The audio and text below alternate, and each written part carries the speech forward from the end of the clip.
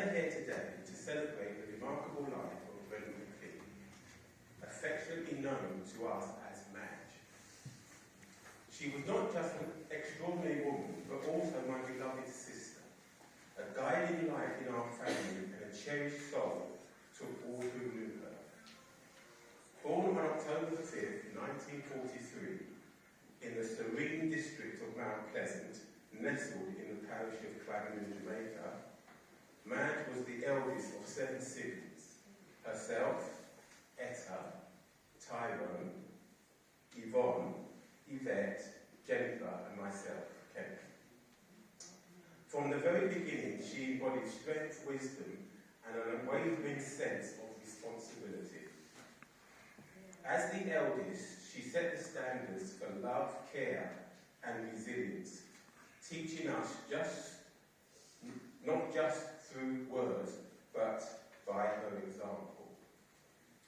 Madge was an incredible spirit, a blend of warmth, grace, and determination that left an indelible mark on anyone she encountered.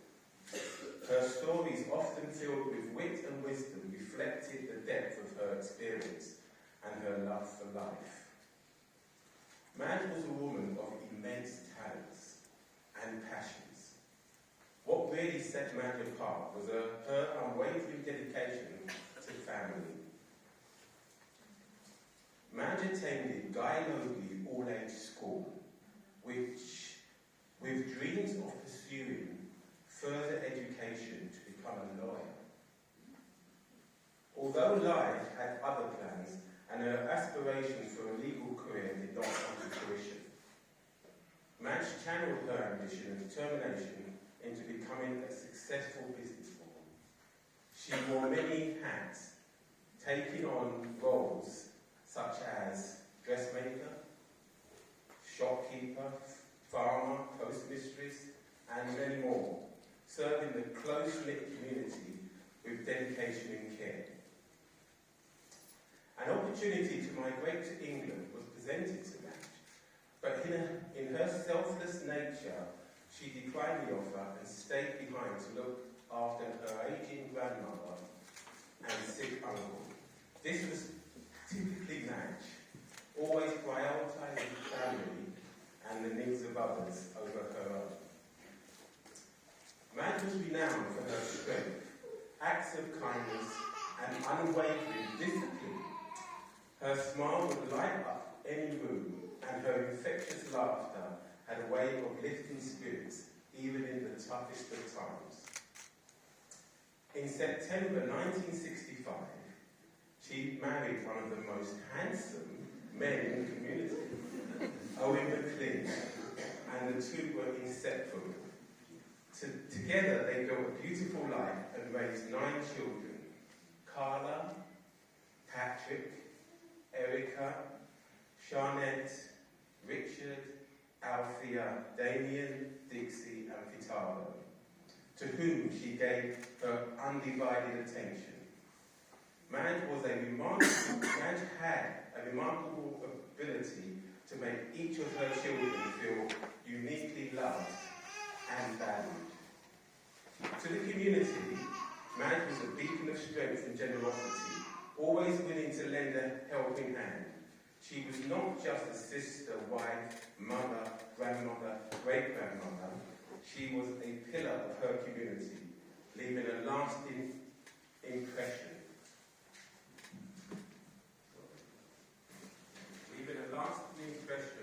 On anyone fortunate enough to know her. Stories of Madge's life would make this eulogy a large book, but a few memorable occasions are worth noting. Madge, Etta, and Tyrone grew up in Jamaica. They shared lots of fun together when they were young. One thing about Madge is she used to laugh at everything. On one occasion, Etta remembers that there was a tangerine tree in the yard, and their grandmother, Addie, really loved the tangerines from that tree because they were big and sweet. One day, Madge decided to climb the tree to pick some tangerines. not knowing there was a wasp nest in the tree. Unfortunately, she disturbed the nest and she got stung in the head, very painfully. She fell out the tree unhurt, but typical Madge, she got up and ran away laughing, as she always did. Etta recalls on another occasion when she was at school playing with some friends during her lunch break, some boys started throwing stones at them. One of the stones hit Etta and she got into a fight with the boy who threw the stone. She was getting the better of him, so someone went and called his big brother. He came and without asking any questions smacked Etta in the face. So someone went and fetched Madge. When Madge came, she didn't jump in to defend her sister. All she said was, "Who started it?" That was Madge for you. She wanted to know the facts first. Unlike Etta, who would have just jumped in fist flying, Madge was always fair, firm, and calm. Now, Tyrone recalls that Madge was lovable, kind, and had so many glowing attributes, but she was also a prankster. The same tangerine tree that Etta mentioned used to bear lots of juicy tangerines, big juicy tangerines. Madge would climb the tangerine tree and stay up there for some time before coming down, mysteriously, without picking any tangerines. Unbeknown to us, Madge would make a small hole in the back of the tangerine where it couldn't be seen from the ground. She'd take out all the pegs through this tiny hole and leave the empty shell on the tree. It was days later when we found out what she was up to. Someone would climb the tree to pick the biggest, juiciest tangerines, only to find that the big ones were just empty shells. Up to this day, Tyrone says he can't work out how she did it. Another prank was played on their cousins, instigated again by Madge, with Etta and Tyrone tagging along. One dark night, they covered up with a white sheet and went to an area called Bad Pass, where they knew 3 of their cousins were going to pass to get to their home. They crouched down and waited. About a minute later, they saw them coming. Cousin Corinne, Rose and Violet. Corinne was at the front singing with Rose and Violet. Corinne was at the front while Rose and Violet were behind chatting. Madge, Etta and Tyrone stood up from their crouched position. When Rose and Violet saw the white object, they immediately started to run back in the opposite direction.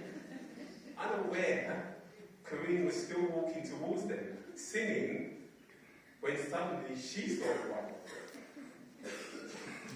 I'm keeping you in suspense. Right. Now, I want you to picture the scenario. You know those cartoons where the feet are spinning, but the body's not moving? And then suddenly the body shoots off. That's exactly what happened. When Corinne realised that she was on her own, the singing became a high-pitched scream. She took off, just like in the cartoons. Their aunt, Corinne's mum, was not amused. They got into some serious trouble. Tyrone, Etta and Madge got into serious trouble for that one. Tyrone says that these memories are all the good times they shared together and will stay with him for the rest of his life. Later on in life,